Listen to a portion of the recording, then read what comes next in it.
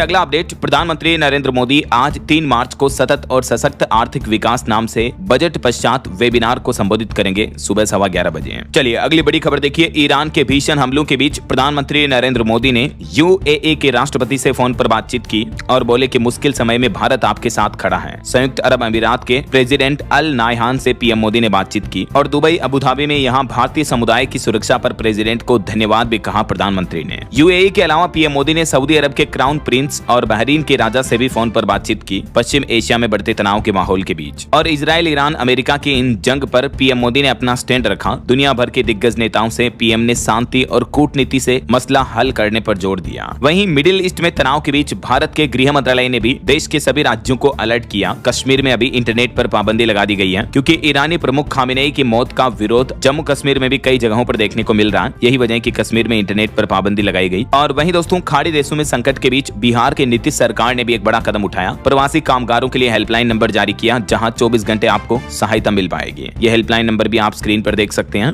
और खबर है, अबुधाबी में ईरानी हमले के बीच 9 मार्च तक बंद रहेगा BAPS हिंदू मंदिर, जिसका 2 साल पहले पीएम मोदी ने खुद उद्घाटन अनावरण किया था। वहीं अमेरिकी राष्ट्रपति डोनाल्ड ट्रंप बोले कि ईरान पर सबसे बड़ा अटैक अभी बाकी है, अभी पूरी ताकत से हमला शुरू नहीं किया, हमारे पास दुनिया की सबसे बड़ी सेना है। अमेरिकी राष्ट्रपति डोनाल्ड ट्रंप ने एक बार फिर से ईरान को खुली चेतावनी दी। ट्रंप बोले कि ये जंग 4 से 5 सप्ताह तक चल सकती है, अभी तो हमने पूरी ताकत से हमला ही नहीं किया, अभी और बड़ी लहर आना बाकी है। ट्रंप की चेतावनी के बाद ईरान की न्यूक्लियर साइट पर भी अमेरिका ने धमाके करना शुरू कर दिया है। वहीं इजराइल ईरान जंग के चलते एयर इंडिया की कई सारी उड़ानें बीते दिन बेरद्द रही और पाकिस्तानी संसद में भी ईरानी प्रमुख खामेनेई को श्रद्धांजलि दी गई। ओमान में भी एक भारतीय की मौत हो गई। इस बीच एक अच्छी खबर ये आ रही कि इजराइल ईरान जंग जेद्दाह से भारत के लिए 10 स्पेशल फ्लाइट्स चलेगी और साथ ही एयर इंडिया एक्सप्रेस भी मस्कट से भारत आने जाने वाली फ्लाइट्स फिर से शुरू करेगी। ईरान पर कार्रवाई का अभी अमेरिका ने जो ऑपरेशन एपिक फ्यूरी चला रखा है उस पर ट्रंप का कहना कि 36 घंटों में दहल गया ईरान, घुटनों पर आई ईरानी सेना। अमेरिकी राष्ट्रपति ट्रंप बोले कि सरेंडर करके जान बचा लो वरना मौत पक्की है। ये अमेरिका ईरान जंग की कुछ तस्वीरें और फोटोज भी आप देख सकते हैं। और ईरान के जवाबी हमले में इजराइल में भी लोग बाग बचते नजर आए। ईरान की राजधानी तेहरान में एक गांधी अस्पताल पूरा खंडहर बन गया। ये एयर स्ट्राइक की अलग अलग तस्वीरें भी आप देख सकते हैं। लेकिन एक सबसे बड़ा सवाल ये है कि आखिर इस जंग में ईरान अकेला कैसे पड़ गया। रूस और चीन जैसे दोस्त भी खुलकर मदद नहीं कर रहे हैं और भारत के स्टैंड की भी चर्चा अभी बाकी है, जबकि ये तीनों देश दोस्त की तरह हैं। ईरान, रूस और चीन बाहर से देखने पर ये तीनों एक टीम की तरह दिखते हैं, बड़े बड़े समझौते करते हैं और दुनिया को संदेश देते हैं कि वे साथ हैं। लेकिन अचानक ईरान पर हमला हो जाता है। इस बीच रूस और चीन कहते हैं कि हम बस इस हमले की निंदा करते हैं। बस कहानी यही थोड़ी बदल जाती है। तो ऐसे हालातों पर चाइना और रशिया ने ईरान की खुलकर मदद क्यों नहीं की, इस पर पॉलिटिकल एक्सपर्ट्स का, विशेषज्ञों का क्या कहना है देख सकते हैं आप, क्योंकि इस बार इसमें अमेरिका बीच में है। यही वजह की पावरफुल कंट्री भी पीछे है। दोस्तों, आज की इस रिपोर्ट में हम बात कर रहे हैं दुनिया में बढ़ते तनाव की। मध्य पूर्व में जो हालात बन रहे हैं उनका असर सिर्फ उस क्षेत्र तक सीमित नहीं है, इसका प्रभाव global stability, oil prices, markets और आम लोगों की जिंदगी पर भी पड़ता है। अंतर्राष्ट्रीय राजनीति हमें एक बात सिखाती है, जिंदगी में कुछ भी कभी भी बदल सकता है। एक फैसला, एक घटना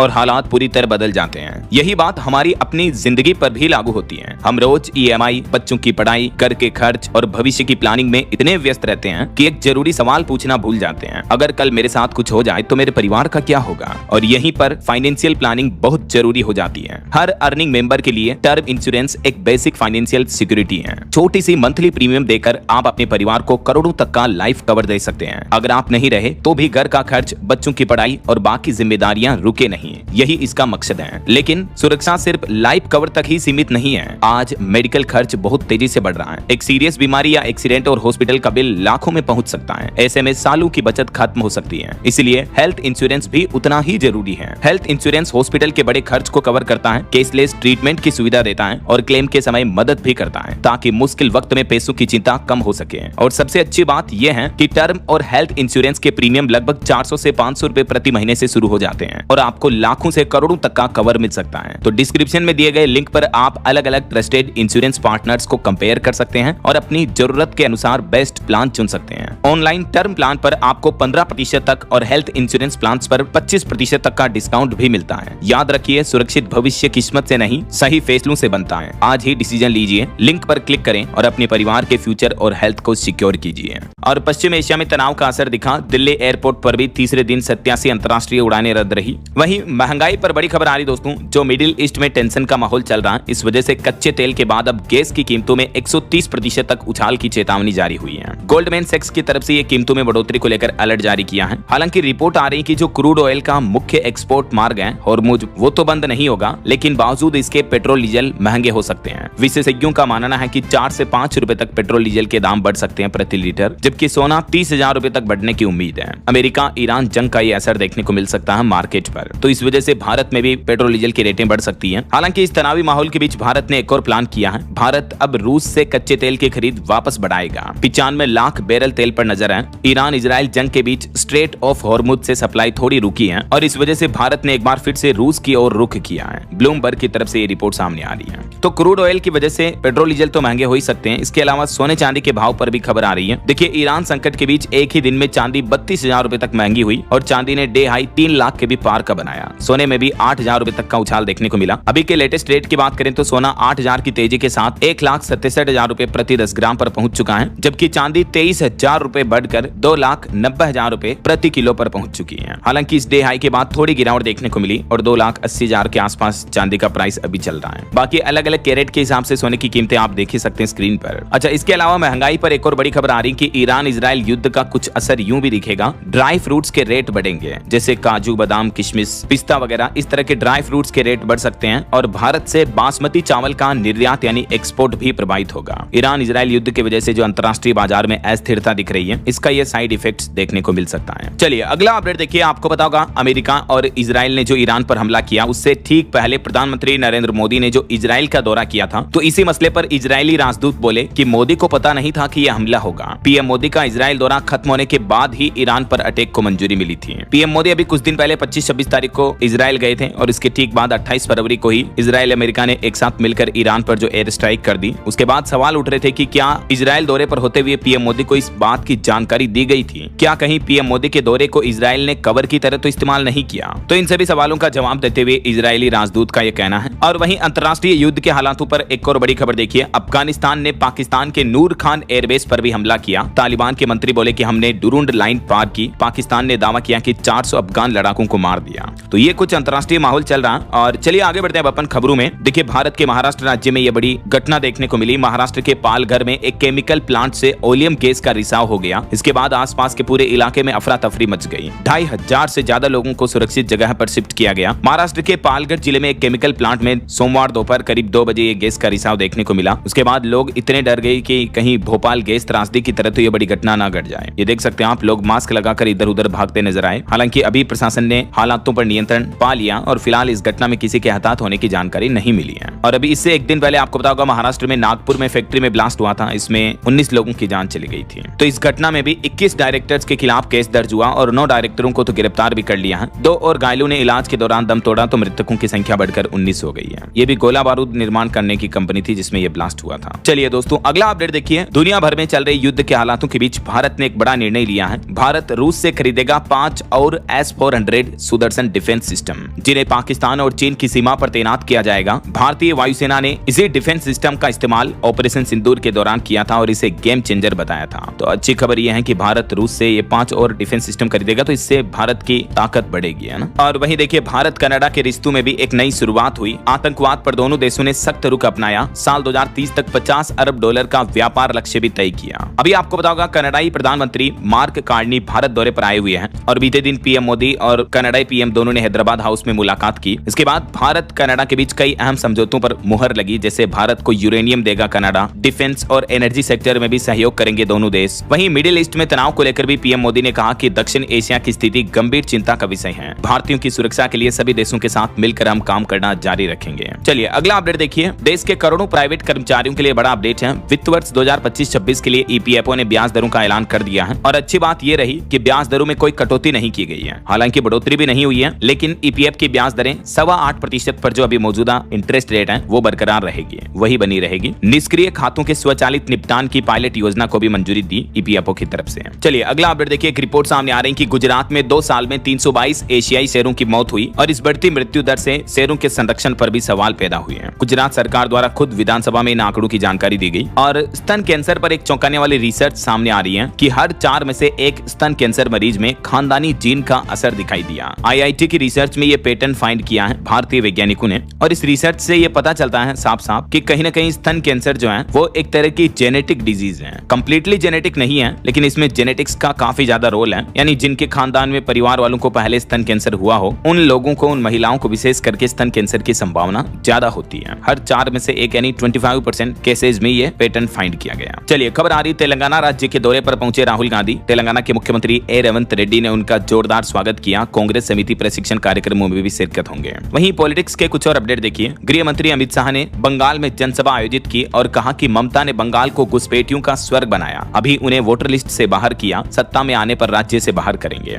और AI इंपैक्ट समिट के दौरान जो टी-शर्ट उतारकर विरोध प्रदर्शन देखने को मिला, इस घटना में शामिल यूथ कांग्रेस के कार्यकर्ताओं को भी जमानत दे दी गई। दिल्ली कोर्ट ने कहा कि नारे भड़काऊ नहीं थे, लोगों को डराने का कोई सबूत नहीं मिला है। वहीं सुप्रीम कोर्ट का एक बड़ा फैसला देखिए। AI जेनरेटेड सबूतों पर फैसला लेना बिल्कुल गलत है, इसका सीधा असर न्याय प्रक्रिया पर पड़ता है। बार काउंसिल ऑफ इंडिया को नोटिस भी जारी किया सुप्रीम कोर्ट ने। और महाराष्ट्र के पूर्व डिप्टी CM अजित पवार के फ्लाइट क्रैश मामले के बाद अब उनके बेटे ने एक वीडियो शेयर किया जिसमें प्लेन कंपनी के मालिक मेन पायलट सीट पर सोते हुए दिख रहे हैं और इस वीडियो को शेयर करते हुए उन्होंने लिखा कि ऐसी लापरवाही बर्दाश्त नहीं की जाएगी। वहीं खबर है राजस्थान में पंचायत चुनाव पर बड़ा फैसला लेगा राजस्थान राज्य का एक गांव। होलिका दहन की लपटू से पता करेंगे कैसी होगी बारिश, डीजे शराब आतिशबाजी पर भी बैन रहेगा। ये गांव है राजस्थान के नागौर जिले का इनानिया गांव, जहां के गांव वालों ने मिलकर ये सालों से चली आ रही इस तरह की परंपरा पर भी बैन लगाया और ये एक नया निर्णय लिया है। वहीं हरियाणा राज्य का बजट जारी कर दिया है सरकार ने और बजट में महिलाओं को गाड़ियां खरीदने पर छूट देने की घोषणा की गई। अग्निवीरों को पुलिस में एक्स्ट्रा रिजर्वेशन मिलेगा और अब 6 लाख और महिलाओं को राज्य में लाडो लक्ष्मी योजना का लाभ भी दिया जाएगा। हरियाणा के मुख्यमंत्री नायब सिंह सैनी ने विधानसभा में बतौर वित्त मंत्री के रूप में 2,23,658 करोड़ रुपए का बजट पेश किया इस बार और तकरीबन 3 घंटे 10 मिनट तक बजट भाषण पढ़ा। हरियाणा राज्य के बजट में 12 सबसे बड़ी घोषणाएं क्या क्या की गई, ये जानकारी आप देख सकते हैं डिटेल्स। ये तो बजट की कॉमन घोषणाएं रही, इसके अलावा महिलाओं के लिए स्पेशल क्या क्या ऐलान हुए, युवा और स्टूडेंट्स को लेकर हरियाणा सरकार ने ये घोषणाएं की हैं, किसानों के लिए भी ये बड़े ऐलान हुए। थोड़ा सा वीडियो को पॉज करके आप स्क्रीन पर देख लीजिएगा अगर आप हरियाणा राज्य से हैं तो।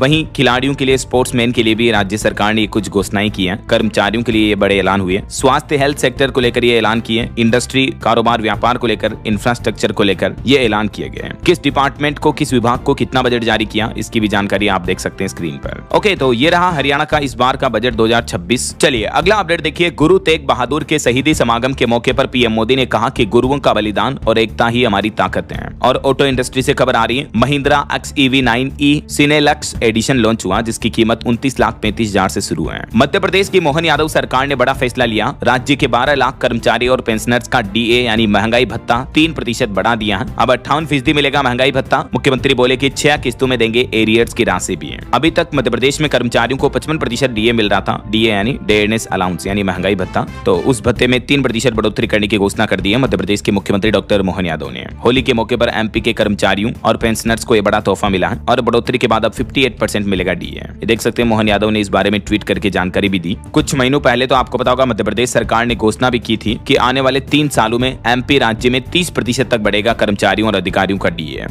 हालांकि अभी तक उसमें उस हिसाब से बढ़ोतरी तो नहीं हुई है, लेकिन फिर भी 3% तक की बढ़ोतरी की घोषणा की है। वहीं मध्य प्रदेश में कृषि कैबिनेट की बैठक का भी आयोजन किया मोहन सरकार ने और किसानों के लिए 27,746 करोड़ का रोड मैप भी जारी किया है। सिंचाई परियोजनाओं और मंडियों पर भी कई बड़े फैसले लिए। ये मध्य प्रदेश की पहली कृषि कैबिनेट बैठक हुई स्पेशली, जिसकी अध्यक्षता खुद मुख्यमंत्री मोहन यादव ने की है। इस बैठक में सिंचाई, पशुपालन और कृषि पर विशेष फोकस दिया गया। कुछ जिलों के लिए कुछ खास घोषणाएं भी हुई हैं, जिसकी जानकारी आप देख सकते हैं और भी इस बैठक में क्या क्या निर्णय लिए गए। चलिए खेल समाचार पर खबर आ रही है। पाकिस्तान की वर्ल्ड कप टीम के प्लेयर्स पर 50-50 लाख का जुर्माना लगाया गया। टीम के खराब प्रदर्शन से PCB नाराज हुआ, बोला कि हारने की सजा तो मिलनी चाहिए क्योंकि पाकिस्तान सेमीफाइनल से बाहर हो चुका, तो इस वजह से पाकिस्तान क्रिकेट टीम पर यह जुर्माना लगाया गया। जबकि भारत तो सेमीफाइनल में पहुंच चुका है। बीते दिन के मैच से ही भारत को सेमीफाइनल तक पहुंचाने वाले 5 ये हीरो खिलाड़ी रहे हैं इस बार की T20 वर्ल्ड कप में और भारत ने अपना सबसे बड़ा रन चेज भी किया। संजू ने कोहली का भी रिकॉर्ड तोड़ दिया है। चलिए आगे बढ़ते हैं खबरों में। देखिए अगला अपडेट, मणिपुर में सुरक्षा बलों पर बड़ा एक्शन लिया गया। 3 जिलों से अलग अलग संगठनों के 3 उग्रवादी गिरफ्तार किए गए।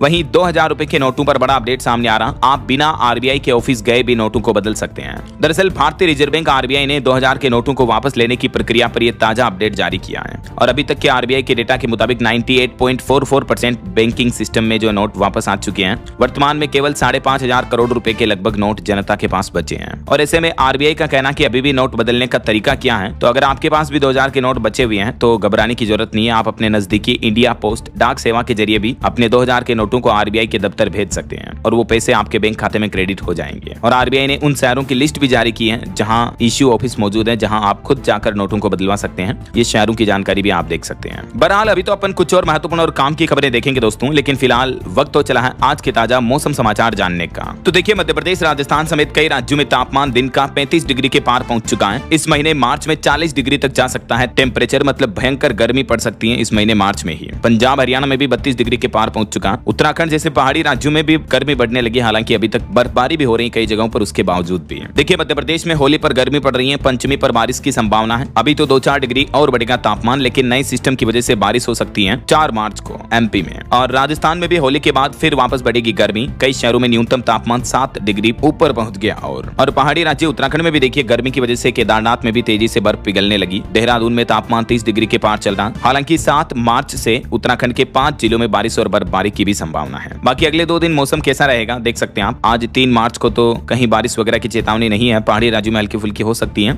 और कल भी मौसम शुष्क रहेगा। ओके, और चलिए मौसम के बाद आगे बढ़ते हैं खबरों में। कुछ मार्केट अपडेट्स पर नजर डाल लेते हैं। तो देखिए, दुनिया भर में चल रहे तनाव के बीच भारतीय शेयर मार्केट में बड़ी गिरावट देखने को मिली। अमेरिका ईरान जंग से भारत का सेंसेक्स 1048 अंक गिरा, 80,239 पर बंद हुआ। हालांकि सोना लगभग एक ही दिन में 7-8 हजार रुपए बढ़ा, क्योंकि जब भी ऐसे युद्ध जैसे हालात होते हैं तो इस तरह की सेफ एसेट में बाइंग ज्यादा आती है और मार्केट में अनसर्टेनिटी बढ़ जाती है। देखिए, मिडिल ईस्ट तनाव का असर भारत के पड़ोसी देश पाकिस्तान का शेयर बाजार तो तकरीबन 10% टूट गया। पाकिस्तान के KSE 30 इंडेक्स में 5000 अंक की भारी गिरावट देखने को मिली, जबकि डे ओपनिंग के साथ तो KSE 100 इंडेक्स 16000 अंक तक गिरा। पाकिस्तान के स्टॉक मार्केट में तो हाहाकार मच गया। वहीं खबर है एयर इंडिया एक्सप्रेस के MD आलोक सिंह ने भी इस्तीफा दे दिया है। चलिए मार्केट अपडेट्स के बाद आगे बढ़ते हैं खबरों में। देखिए, अगली एक खबर आ रही कि फ्लाइट कैंसिल हुई तो नहीं मिलेगा एक भी रुपया। ईरान युद्ध के बीच यात्रियों को एक और बड़ा झटका लगा है, क्योंकि कई सारी एयरलाइंस कंपनियों के जानकार जो मार्केट एक्सपर्ट्स हैं, उनका ये कहना है कि इस तरह की युद्ध की जो स्थितियां होती हैं, तो ऐसी स्थितियों के टाइम पर जो अधिकतर ट्रेवल इंश्योरेंस पॉलिसियां होती हैं उनमें वॉर एक्सक्लूजन क्लोज होता है। यही वजह है कि युद्ध वगैरह इस तरह की स्थितियों में कई सारी एयरलाइंस कंपनियां रिफंड की सुविधा भी ना दें, हो सकता है। खैर, भारत में अभी तक एयरलाइंस कंपनियों की तरफ से ऑफिशियल अपडेट आया नहीं है, आएगा तो मैं आपको बता दूंगा। और वही खबर देखिए, पश्चिम एशिया में टकराव के बीच फ्रांस देश ने एक और बड़ा फैसला लिया। 28 साल के बाद अब फ्रांस अपना परमाणु जखीरा बढ़ाने का ऐलान किया है। फ्रांस के राष्ट्रपति इमैनुअल मैक्रों की तरफ से ये बड़ी घोषणा की गई है। चलिए खबर आ रही, यूएस इजराइल ने ईरान के कोनार्क नेवल बेस पर किया हमला, 3 और जहाज डूब गए, कई इमारतें भी तबाह हो गई। वहीं मिडिल ईस्ट में जारी तनाव के बीच वैश्विक हवाई यातायात भी बाधित हुआ। एयर इंडिया और इंडिगो समेत दुनिया भर की लगभग 1600 उड़ानें भी रद्द रही। चलिए अगला अपडेट देखिए, राजस्थान में बीजेपी की नई प्रदेश कार्य समिति घोषित हो चुकी है। सभी जिलों को प्रतिनिधित्व मिल चुका है। वहीं राजधानी दिल्ली में बेटियों और महिलाओं को 4 बड़े तोहफे दिए। राष्ट्रपति द्रौपदी मुर्मू ने कई अलग अलग योजनाएं लॉन्च की दिल्ली की लड़कियों के लिए। इन योजनाओं की जानकारी और नाम भी आप देख सकते हैं। और खबर है, होली के मौके पर कई सारी नमो भारत ट्रेनों का समय बदला गया। अब 4 मार्च को सुबह से नहीं मिलेगी सेवाएं, शाम से शुरू होगा संचालन। होली पर यात्रियों की सुविधा को ध्यान में रखते हुए नमो भारत और मेरठ